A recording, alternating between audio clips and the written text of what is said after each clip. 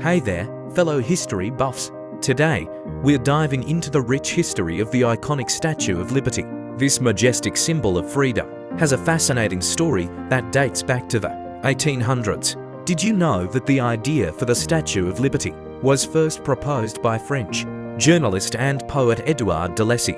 He envisioned a grand monument in New York Harbor to celebrate American independence and freedom. However, it was French sculptor Frédéric Auguste Bartholdi who brought this vision to life with his stunning design. Construction on the statue began in Paris in 1875, but it wasn't until 1884 that its assembly was completed in New York City. The statue has undergone several restorations since then, most recently in 2019.